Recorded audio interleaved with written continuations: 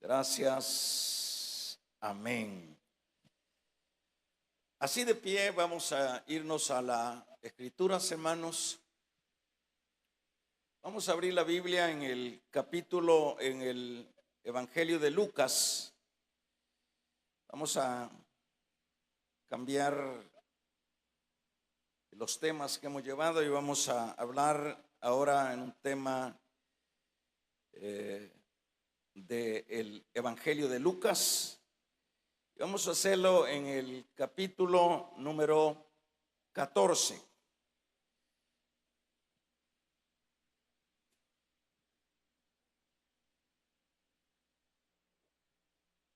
Nos dice la palabra en el capítulo número 14, y vamos a leer del versículo número 15 en adelante. Versículo número 15. Gloria a Cristo. Dice: oyendo esto, uno de los que estaban sentados con él a la mesa le dijo: bienaventurado el que coma pan en el reino de Dios. Entonces Jesús le dijo: un hombre hizo un gran banquete y convidó a muchos, y a la hora de la cena envió a su siervo a decir a los convidados: venid, que ya todo está preparado. Y todos a una comenzaron a excusarse. El primero dijo: he aquí, dijo, he comprado una hacienda y necesito ir a verla, te ruego que me excuses. Otro dijo: he comprado 5 yuntas de bueyes y voy a probarlos, te ruego que me excuses. Y otro dijo: acabo de casarme y por tanto no puedo ir. Vuelto el siervo, hizo saber estas cosas a su señor. Entonces, enojado, el padre de familia dijo a su siervo: ve pronto por las plazas y por las calles de la ciudad y trae acá a los pobres, a los mancos, a los cojos y a los ciegos. Y dijo el siervo: Señor, se ha hecho como mandaste y aún hay lugar. Dijo el Señor al siervo: ve por los caminos y por los vallados y esfuérzalos a entrar para que se llene mi casa. Porque os digo que ninguno de aquellos hombres que fueron convidados gustarán de mi cena. Amén. Vamos a tomar nuestros lugares.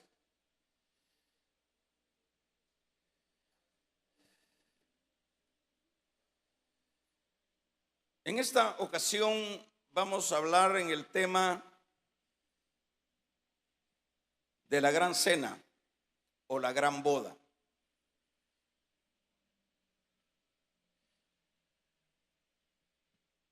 El Señor ha estado hablando anteriormente con respecto a lo que sería esa eternidad. Esa conversación que el Señor ha estado llevando a cabo es la que hace que uno de los que están escuchando esta predicación del Señor se inspire y diga: dichosos los que estarán en esas bodas o en esa cena. Luego de esa reacción de esta persona que está hablando acá, es por la razón por la cual el Señor habla ahora en esta parábola.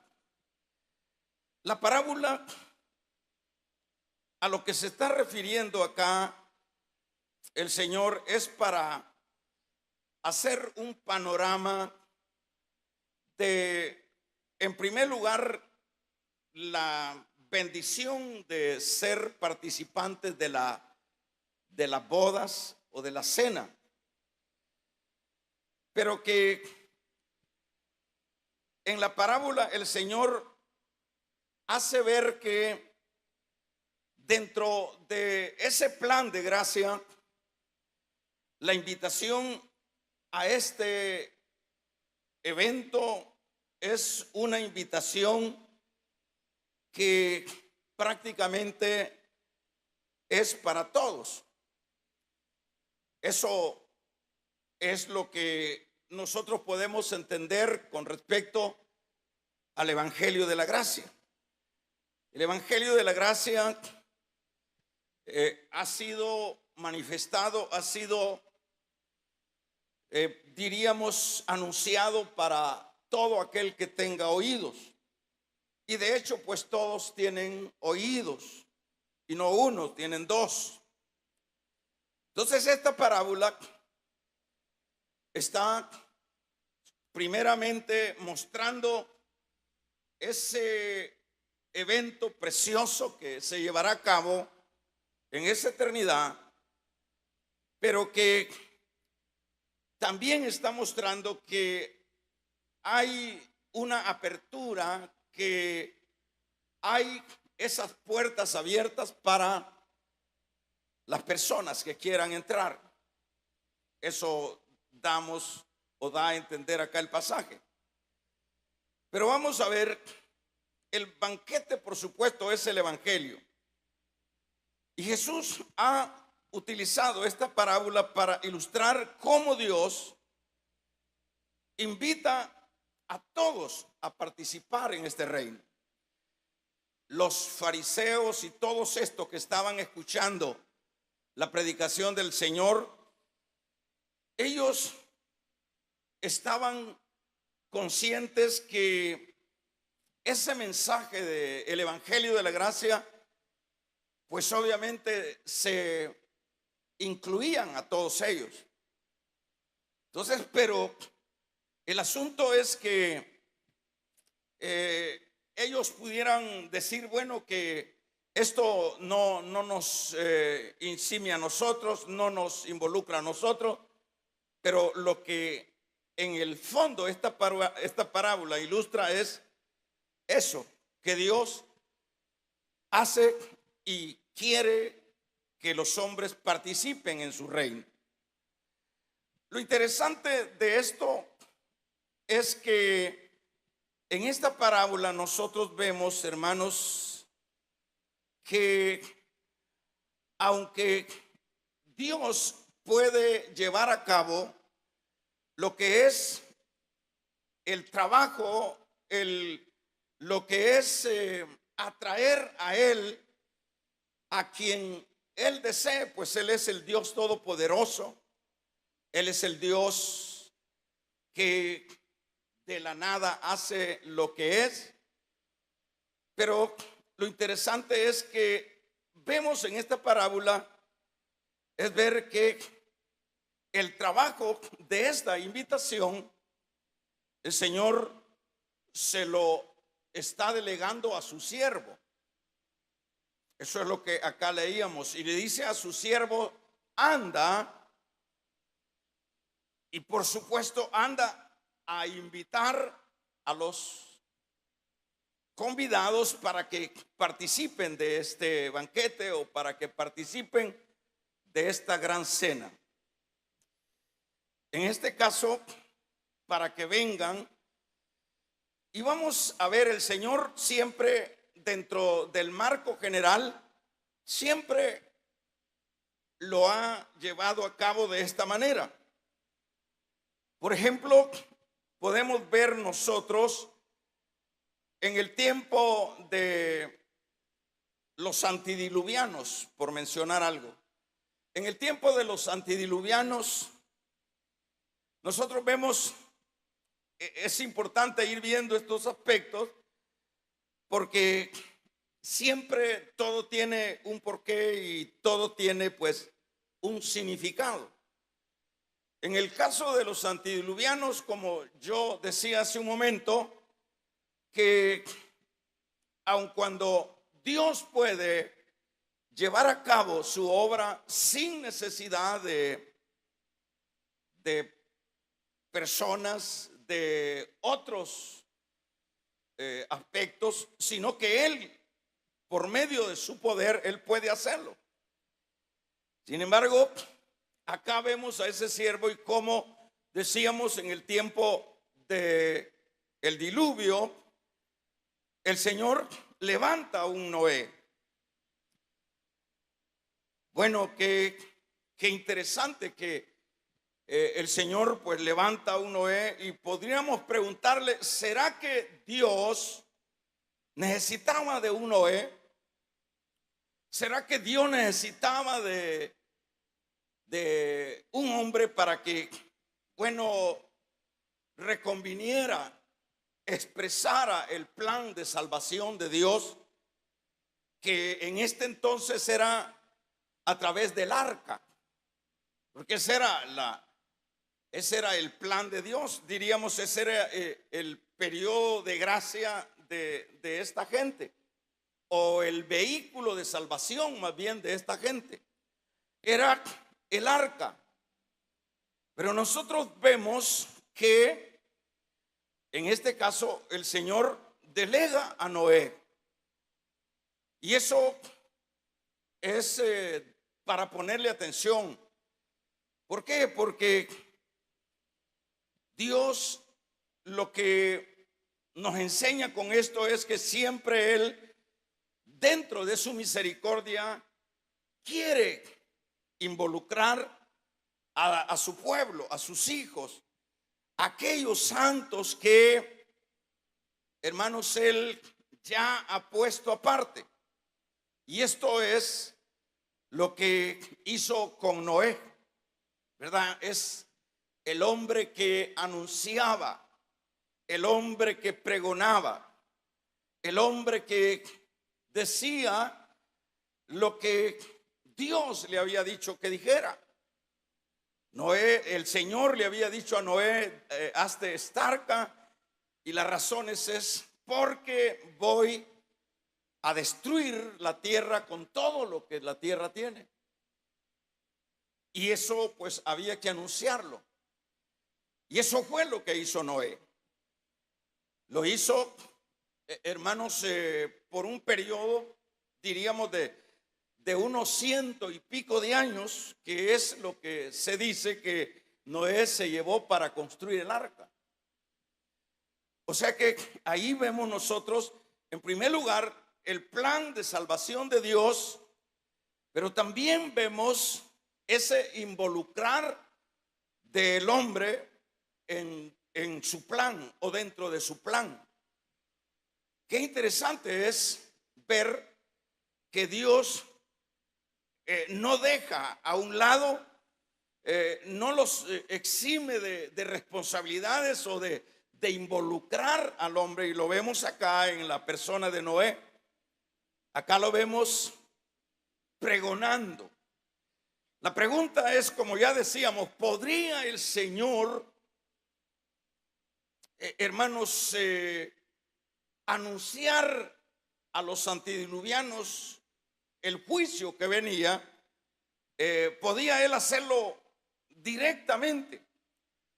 ¿Podría Él expresarlo? De hecho, no es nada de extrañarlo que sí, porque es Dios, pero le delega a Noé este privilegio, porque no es otra cosa, hermanos, no es otra cosa, sino es un privilegio inmerecido convertirse en el vocero de Dios, en el instrumento de Dios para anunciar las buenas nuevas, para anunciar también lo que es el juicio que viene sobre los desobedientes. No es una cosa poca, es una cosa maravillosa que, siendo personas mortales, con todos, aún siendo nosotros ya apartados de Dios, pero aún así seguimos siendo nosotros imperfectos, seguimos siendo nosotros pecadores, con la diferencia que somos pecadores ya convertidos, regenerados para Dios. Pero ahí está Dios echando mano a un Noé que no podemos decir que era perfecto, sino que era un hombre que Dios había justificado, y este hombre lleva adelante esta tarea o este privilegio de hacer este anuncio. Imagínense qué interesante. Estaba viendo yo esto de que Dios eche mano al mortal para llevar a cabo sus planes. Y en este caso también, en el tiempo, por ejemplo, de la nación de Israel, echó mano a los profetas. Él dice, el escritor a los Hebreos, dice, en el tiempo pasado Dios habló a través de los profetas. ¿Por qué Dios levanta también en este caso a profetas ya en el tiempo de lo que sería la nación de Israel? ¿Por qué Dios no cambia a esta nación, hermanos, haciendo o llevando a cabo su poder para hacerlo? Sino que está levantando a hombres también mortales, para que en este particular estos profetas sean los que reconvengan a Israel y que anuncien a Israel las maldades que están llevando a cabo, y que se conviertan y que regresen. Imagínense, por ejemplo, en el tiempo de Elías. En el tiempo de Elías vemos nosotros cómo este Elías se lo levanta el Señor, un hombre que en la Biblia no encontramos su inicio, sino que aparece nada más en escena. Pero hay una obra importante que Elías lleva a cabo en su tiempo, y es reconvenir a Israel que regrese. Acuérdense que en este tiempo Israel se había pervertido tanto que lo que merecía era el juicio de Dios, a tal grado que Israel se había ido tras los Baales. En este tiempo Israel en ese entonces estaba gobernado por Acaz, por Jezabel, y estos eran adoradores de Baal, y eso era lo que hacía Israel. Pero Dios levanta a este hombre que decía Elías, y lo levanta para confrontar a Israel. Y ustedes se recuerdan de qué manera esto se llevó a cabo en el Monte Carmelo, donde Elías convoca, o le dice al rey que convoque a Israel, porque hay que definir si Israel va a seguir tras los Baales o va a cambiar su ruta o su manera de actuar. Y ahí vemos al hombre de Dios, ahí vemos al siervo de Dios.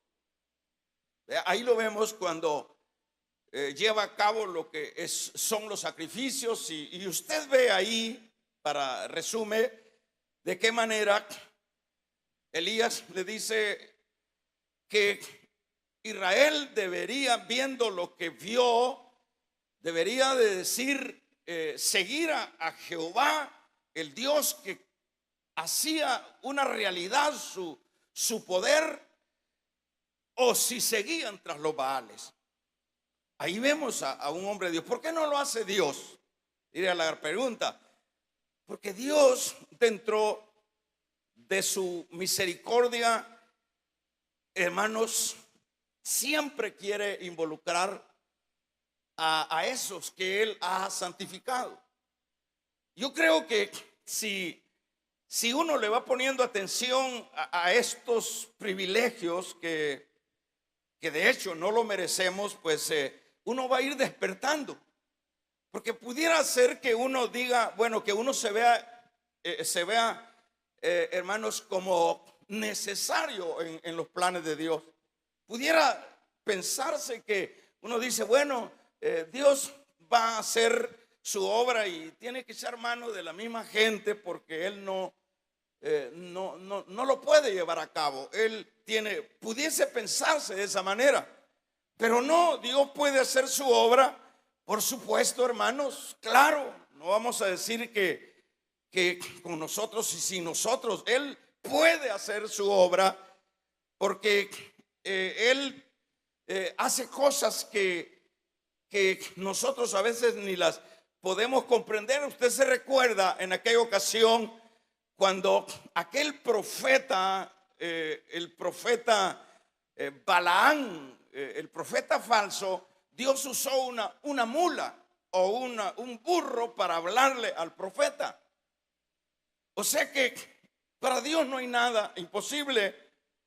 Pero cuando nosotros venimos y vamos viendo este involucrar de Dios en su obra, en sus negocios, en sus planes, hombre, esto es para agradecerle a Dios. Esto es para de veras agradecer a Dios, porque uno no se merece. ¿Y de dónde viene Noé? ¿De dónde vienen los profetas? No vienen del cielo. Son personas mortales y eran personas también pecadoras, pero Dios los usa. Dios los toma para que sean instrumento en sus manos. ¿Y qué diríamos, por ejemplo, en el tiempo, hermanos, de Jesús? El Señor hace y delega su trabajo a los apóstoles. Eso fue lo que les dijo: ahora que yo me voy, ustedes vayan y prediquen y lleven el mensaje. Interesante. Y por supuesto, no solo a los apóstoles, sino en este caso a la iglesia. Porque cada uno de aquellos que pertenecemos a la iglesia debemos de estar muy sabedores y conscientes de que de gracia hemos recibido, tenemos que dar de gracia. La iglesia, en términos generales, debemos de comprender que al igual como Dios ha venido usando a hombres mortales para llevar a cabo su obra, nosotros, hermanos, no somos ajenos a eso, y que con más razón deberíamos nosotros ahora ver esto y agradecer a Dios, porque no lo merece uno. Fíjese que Pablo dice que nosotros somos embajadores de Cristo. Si nosotros comparamos este conflicto, son las embajadas las primeras en las partes diplomáticas donde se van a resolver los problemas y a dar una salida. Son en esas partes, los embajadores tienen ese poder. Y Pablo nos compara a nosotros, la iglesia, nos compara como los embajadores de Cristo. O sea que esto es importante detenernos para analizarlo, lo que es un embajador de una nación. Pero nosotros como iglesia no somos, hermanos, representantes de una nación o de un gobierno. Nosotros somos representantes nada menos del Dios Todopoderoso, ¿verdad? Nosotros no somos a ese nivel, sino que somos a un nivel mayor. Nosotros tenemos la palabra de Dios. Nosotros tenemos como dice Pedro, la palabra profética más segura, ¿verdad? Nosotros tenemos, hermanos, en nuestra boca está la vida. Vamos a regalarle ofrenda de palmas al Dios de la gloria. En nuestra boca está la vida. En nuestras palabras está la vida, porque el Rey que nos ha enviado a esta embajada de la tierra nos ha dado vida. Y nos ha dado vida para que transmitamos vida a los muertos. Entonces, cuando yo veo esto, hermanos, veo una cosa grande. ¿Verdad? Veo una cosa grande. Muchas veces nosotros pasamos de largo esto, como que no le damos importancia. Por ejemplo, cuando usted está dando un tratado, cuando yo estoy hablándole a alguien y trasladándole, manifestándole las riquezas de mi Rey, cuando yo estoy haciendo una invitación a seguir a ese Rey, qué privilegio tan grande tengo, qué privilegio tan grande nosotros tenemos, porque como decíamos, lo que estamos ofreciendo es vida. Lo que estamos ofreciendo es vida, es cielo.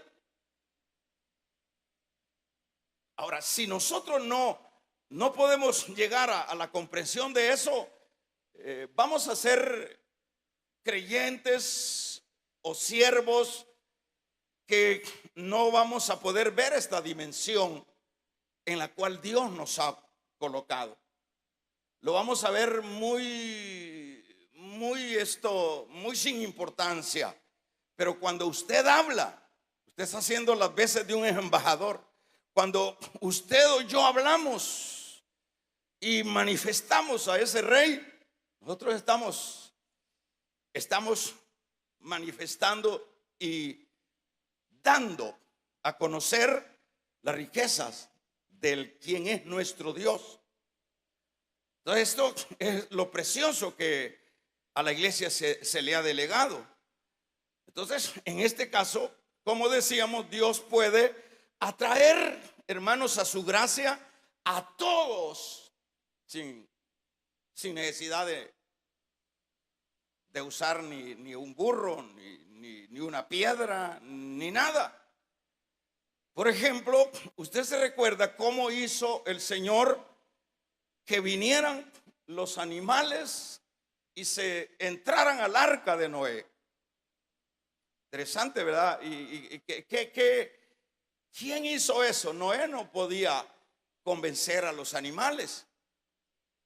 Le digo esto para que veamos el poder de Dios, el cómo Dios puede llevar a cabo su obra sin necesidad de nada. En este caso, cómo los animales tuvieron ese instinto de buscar el refugio. Los animales no entienden el lenguaje humano. Ellos no saben si están viviendo, si están muriendo, terminándose de morir. Ellos no saben si viene una pandemia. Ellos no saben si por instintos de alguna manera saben las estaciones y se preparan, ¿verdad?, para su sobrevivencia. Pero ellos no saben del bien ni del mal. Ellos no saben que los va a aplastar un carro ahí. Ellos no saben nada. Pero ¿cómo es que ellos se preservan? ¿Cómo es que ellos se introducen? Antes que los hombres, ¿cuántos habitantes habían en el tiempo de Noé? No sabemos, pero de alguna manera, como hemos subdividido estos 6,000 años, alguien dice que de Adán a Noé fueron 2,000 años. Y así se viene subdividiendo, a Cristo otros 2,000 años. Y de Cristo a esta fecha ya estamos con otros 2000 años. Estaríamos como ya dentro de los 6000 años para casi entrar al milenio séptimo. Si esto es así, había una gran barbaridad de gente. Habían multitudes. Porque acuérdense que en ese tiempo la gente duraba tanto y tenía tantos hijos y eran, es decir, Dios lo había permitido así. Dios había permitido incluso en ese tiempo que entre familias se unieran en matrimonio en aras de la multiplicación de la gente. Pero lo que quiero decir es que tanta gente no quiso oír el mensaje del siervo, no le creyeron. Pero Dios hizo que los animalitos se metieran al arca, mire, uno tras otro, uno tras otro. Algunos, y eso tiene razón, porque en el instinto los animales como que perciben el peligro. Por ejemplo, cuando va a haber temblor, dicen que los perros se ponen a llorar. Probablemente perciben. Las gallinas empiezan a hacer, probablemente perciben, pero se quedarían nada más percibiendo. Pero el punto es cómo ellos tienen la iniciativa de agarrar, hermanos, salen de los montes, de las cuevas, de cualquier parte y van buscando en esa iniciativa meterse a la arca. Vamos a regalarle ofrenda de palmas al Dios de la gloria. ¿Cómo puede uno entender eso? Oh, claro, Dios, hermanos, lo que es imposible para los hombres, posible para Dios. Dios lo puede hacer. Ahí está. En este caso, eso es lo que nosotros vemos. Dios puede hacer esto. Ahora, en este, hermanos, este es prácticamente importante, esta parábola que leíamos. Vamos a ver. Sin embargo, hermanos, es interesante ver cómo Dios levanta siervos para darle este privilegio. Y aquí, en la parábola con la cual vamos cerrando, aquí vemos nosotros que le dice el Señor a su siervo, dice acá. Entonces, dice, Jesús le dijo a su siervo, le dijo que fueran a invitar a la cena. Y eso es lo que nosotros leíamos acá, en este versículo número 15. Y dice, entonces Jesús dijo a un hombre hizo una gran cena y convidó a muchos. De hecho, se está refiriendo Dios con respecto a la cena del gran banquete, que no es otra cosa sino el evangelio. Hizo una gran cena y convidó a muchos. Y a la hora de la cena envió a sus siervos a decir a los convidados, venid, que ya todo está preparado. ¿Verdad? Y ahí lo que nosotros vemos, en este caso, la invitación, vengan al banquete. Más el asunto es que acá estos se excusaron. Uno dice, acabo de comprar un terreno, el otro acabo de comprar unos bueyes, el otro acabo de casarme. Y viene el siervo y le da este informe al padre de familia, que es el mismo amo. Le da el informe y le dice, dicho de otra manera, nadie de los que tú tenías en primer lugar en tu lista, nadie quiso, Señor. ¿Y quiénes eran estos de primer lugar en la lista? Eran los judíos. Eran los judíos, ¿verdad? Porque como dice el Evangelio de Juan, a los suyos vino, suyos, mas los suyos no le recibieron. Entonces, estos privilegiados eran los judíos, y los judíos, pues se ve bien claro que aquí lo que pusieron fue excusas, las excusas, ¿verdad? Ahora vamos a ver que esto le molestó al padre de familia, y luego el padre de familia les dice: vayan a las esquinas, vayan a los lugares, vayan a todos los lugares, ¿verdad? Dijo el Señor a su siervo, ¿verdad? Dijo: vuelto el siervo, verso 21, hizo saber estas cosas a su señor. Entonces, enojado, el padre de familia dijo a su siervo: ve pronto por las plazas y por las calles de la ciudad y trae acá a los pobres, a los mancos, a los cojos y a los ciegos. Aquí se está refiriendo ya no a esa estirpe que estaba dentro de las tarjetas más privilegiadas. Aquí ya se está refiriendo a los que ya no son parte, en este caso, de Israel, porque el contexto es Israel, es el mensaje del banquete en el cielo. Entonces acá dice el Padre: vayan a las plazas, a las calles, a las ciudades y traen acá a los pobres, a los mancos, a los cojos y a los ciegos.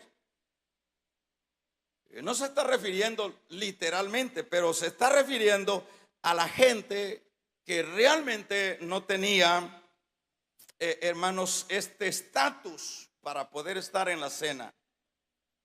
Pero aquí el padre de familia, por eso es que se dice por ahí, ¿verdad?, que el mismo Pablo habla que el que Israel haya rechazado al Mesías fue la oportunidad de los gentiles. Ahí es donde nosotros entramos. Ahí es donde el Señor nos injertó en el olivo, ¿verdad? O sea que Dios no pierde. Dios siempre logra sus propósitos. Si dijo el siervo, verso 22: Señor, se ha hecho como mandaste, y aún hay lugar. Y dijo el Señor al siervo: ve todavía por los caminos y por los vallados y esfuérzalos a entrar para que se llene mi casa. Acá lo que primero podemos ver ya últimamente es ese amor, ese interés de Dios por los cojos, los mancos, los ciegos, es decir, por esa capa de pecadores que realmente están ya desahuciados en el término de Dios, pero dentro de su misericordia, aquí vemos a un Dios que está en esa disposición de que su casa se llene con este tipo de gente. Interesante. Y lo segundo es que es interesante ver que siempre está echando manos al siervo, que está echando manos al siervo. En este caso, hermanos, con lo cual finalizo es que este es el tiempo nuestro. Este es el espacio que a nosotros ahora nos toca. Este es el momento de acción nuestra. Es decir, en todo el recorrido del plan de salvación del Señor, siempre Dios ha echado mano a sus siervos. Por eso puse el ejemplo desde Noé, puse el ejemplo de los profetas, puse el ejemplo de los apóstoles, puse el ejemplo de la iglesia. Siempre ha echado mano, siempre ha querido involucrar, siempre ha querido tomar en cuenta al mismo hombre mortal. Y es lo que a mí me llama mucho la atención, de que aparte de que Dios tiene ese amor por los perdidos, también veo esa esponidad, esa disponibilidad del siervo.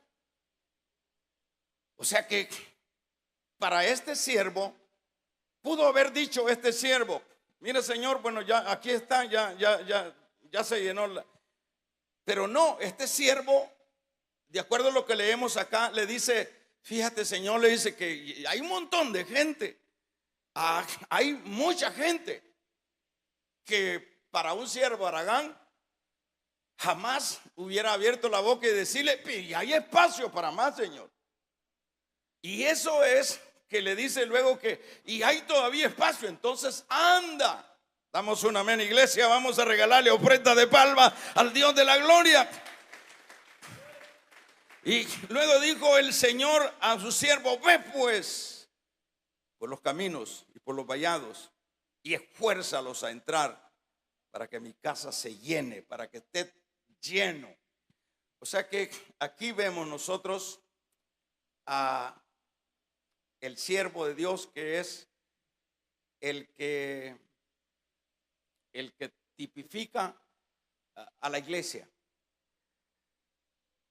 Como decía, este es el tiempo nuestro, este es el momento que nosotros tenemos que llevar a cabo lo que ya Dios nos ha delegado.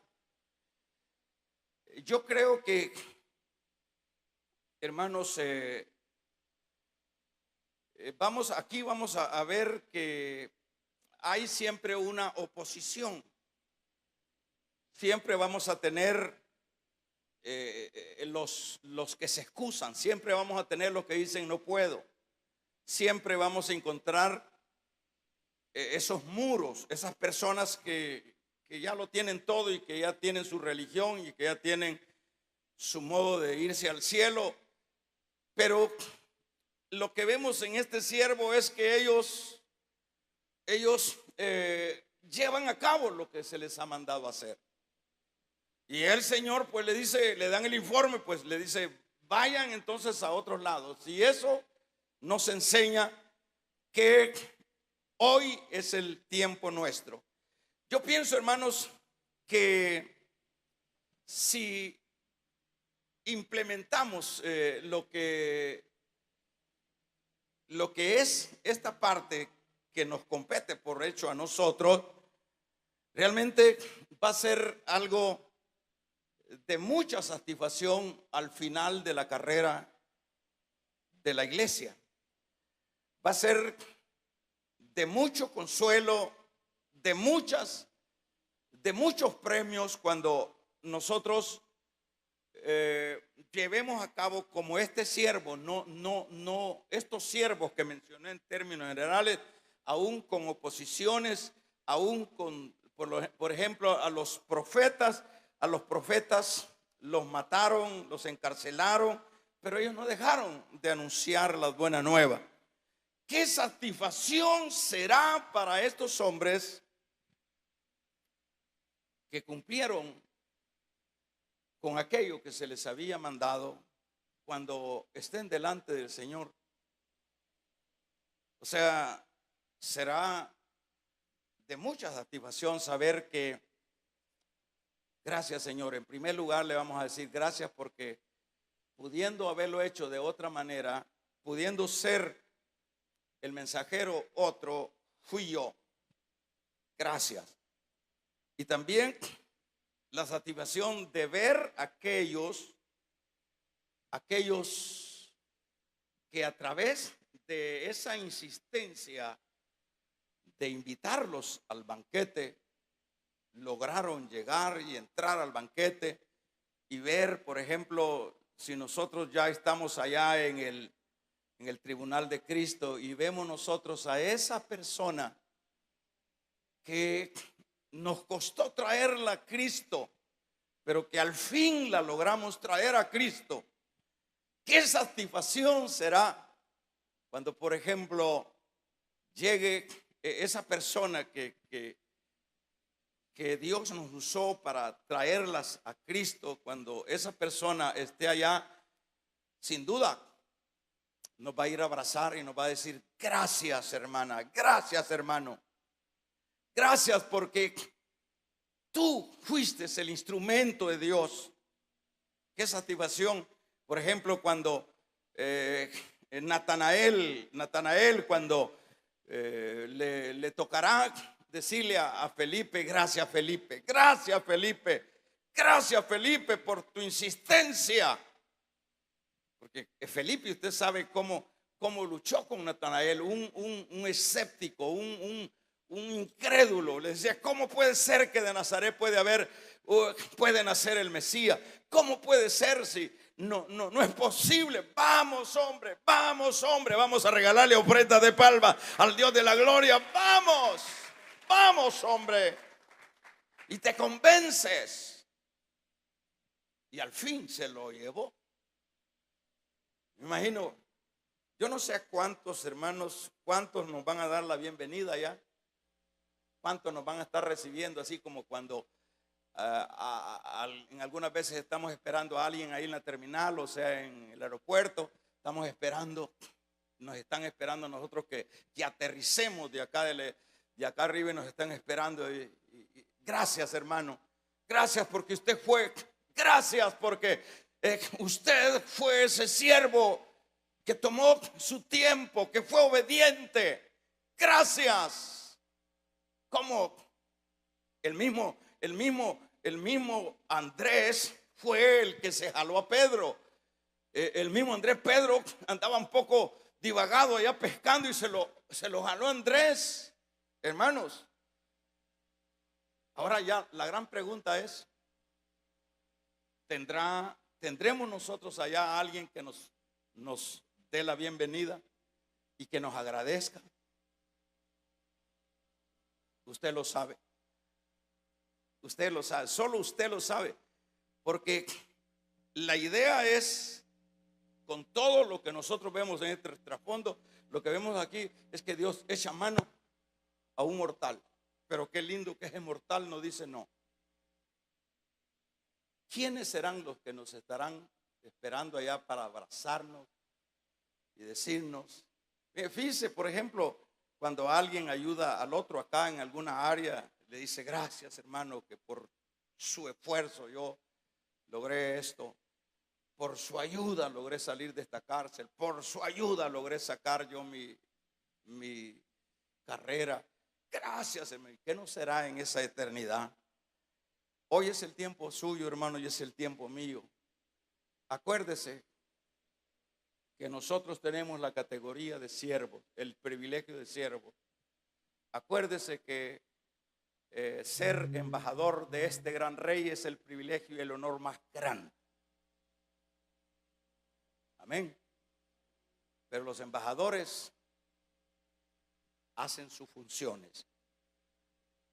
Y este es el tiempo cuando nosotros podemos llevar a cabo esa tarea. ¿Por qué es el tiempo? Porque mañana puede ser tarde. Hoy es el tiempo, ¿verdad? Así que póngase de pie. Hoy es el tiempo. Hoy es el tiempo.